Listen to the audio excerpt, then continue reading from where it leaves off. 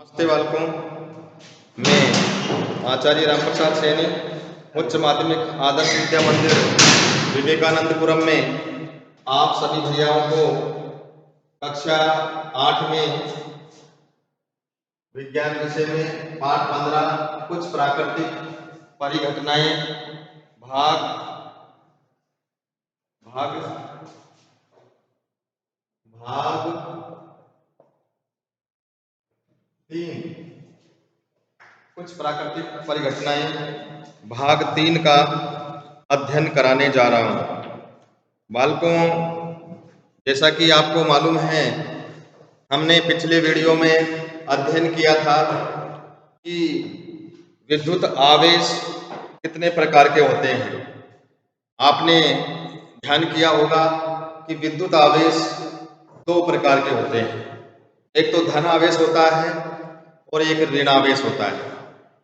आपने इसके बारे में भी समझा था कि समान आवेशों में प्रतिकर्षण होता है और विषम आवेशों में आकर्षण होता है। ये सब आपने पिछले वीडियो में अध्ययन किया। बालकों, आज जो हम अध्ययन करने जा रहे हैं वह है कुछ प्राकृतिक परिघटनाएं भाग 3। इसमें जो हम अध्ययन करेंगे वह है तड़ित की कहानी। कल को ध्यान में होगा कि तड़ित क्या होता है। वर्षा के समय आपको ध्यान में होगा कि जब बादल गरजते हैं तो हमें पहले प्रकाश दिखाई देता है और बाद में गर्जना सुनाई देती है। कल को ऐसा क्यों होता है? क्योंकि आपको ध्यान में होना चाहिए कि प्रकाश का वेग ध्वनि के वेग से ज्यादा होता है। प्रकाश का वेग ध्वनि के वेग से ज्यादा होता है, इसलिए हमें प्रकाश पहले दिखाई देता है और बाद में गर्जना सुनाई देती है। अब हम अध्ययन करेंगे इसमें कि तड़ित की कहानी।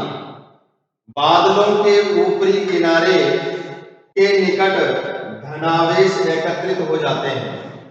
बालकों, आपको ध्यान में होगा, आपने पिछली कक्षा में भी पढ़ा होगा कि बादल कैसे बनते हैं। नदी पानी, नदियों का, तालाबों का, झीलों का, कुओं का, बावड़ी आदि का जो पानी होता है, समुद्रों का जो पानी होता है, सूर्य की गर्मी पाकर वाष्प में बदलता रहता है और छोटी छोटी जल कणिकाओं में बदलकर वह ऊपर की ओर उठता रहता है और वो जो भाप होती है वो ठंडी होकर संघनन प्रक्रिया द्वारा, इसके द्वारा संघनन प्रक्रिया द्वारा वो जल कणिकाएं छोटी छोटी बूंदों के रूप में बदल जाती है और वो धीरे धीरे एक विशाल बादल का समूह बना लेती है। और जब वो बहुत भारी हो जाती है, वो समूह जब बहुत बड़ा हो जाता है तो वर्षा के दिनों में वो वर्षा करके बादल का रूप वर्षा करके नीचे जमीन में पानी के रूप में बहता है। तो बालकों, जो बादलों के ऊपरी किनारे के कुछ निकट, जैसे बादल बनते हैं, ये बादल होते हैं, ऐसे बादल बन गए, ये बादल ये बादल है जैसे, तो इनका जो ऊपरी किनारा होता है, ये ऊपरी किनारों के निकट क्या होते हैं? धनावेश होते हैं। क्या होते हैं?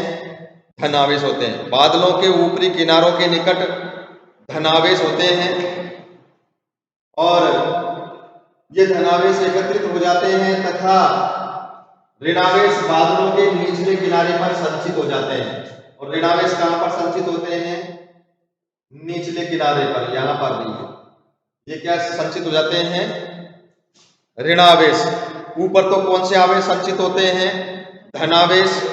और नीचे कौन से आवेश होते हैं? ऋणावेश संचित हो जाते हैं। धरती के निकट भी धनावेश का संचय होता है। धरती के जो निकट होते हैं, धरती का जो निकटतम स्थान है, वहां पर भी धनावेश का क्या हो जाता है? संचय। संचय यानी क्या होता है? इकट्ठा होना, संचय हो जाते हैं। जब संचित आवेशों का परिमाण अत्यधिक हो जाता है तो वायु जो विद्युत की हीन चालक है, वायु क्या होती है? विद्युत की हीन चालक है, यानी कि वायु के अंदर विद्युत की एक तरह से कुचालक होती है।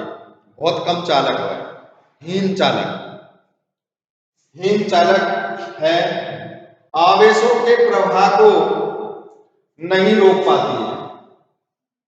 यानी जो वायु है ये आवेशों के प्रवाह को क्या नहीं कर पाती, रोक नहीं पाती है।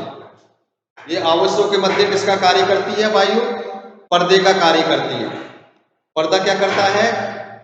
यानी एक व्यक्ति को दूसरे व्यक्ति से मिलने नहीं देता है, बीच में क्या हो जाता है? पर्दा डाल देते ना अपन पर्दा, तो वो दिखाई नहीं देते हैं। तो वायु क्या करती है?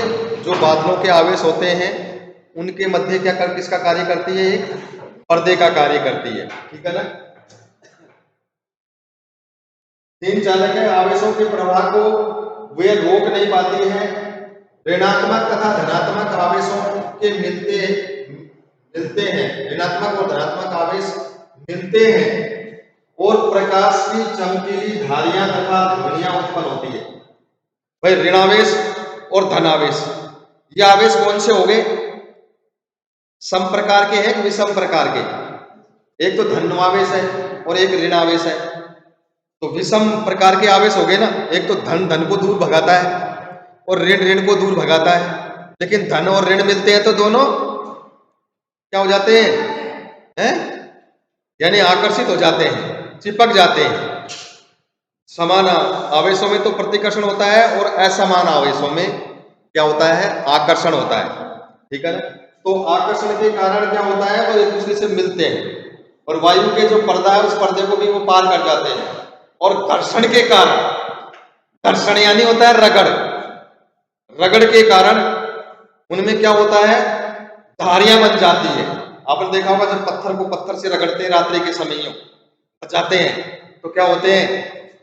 चिनगारियां दिखाई देती है ना अपन को, पत्थर से पत्थर को रगड़ते हैं तो चिनगारियां से दिखाई देती है आग की सी। तो ऐसे चमकीली धारियां तथा ध्वनि उत्पन्न होती है। चमकीली धारियां, ऐसे बीजड़ा दिखाई देता है हमको। बीजड़े जानते हो ना? तड़ित सा बीजड़ा, जो बीजड़े होते हैं ऐसे, जो किसके कारण होते हैं? घर्षण के कारण। घर्षण के क्यों होता है? क्योंकि विपरीत जो आवेश होते हैं वो विपरीत आवेश एक दूसरे को क्या करते हैं? बालकों, आकर्षित करते हैं। और उनके मध्य पर्दे का कार्य कौन करती है? वायु। वायु विद्युत की कुचालक होती है, लेकिन वो उनको रोक नहीं पाती है। उनमें इतना आकर्षण बढ़ जाता है, ज्यादा आकर्षण बढ़ जाता है तो वो फिर मानते नहीं किसी की।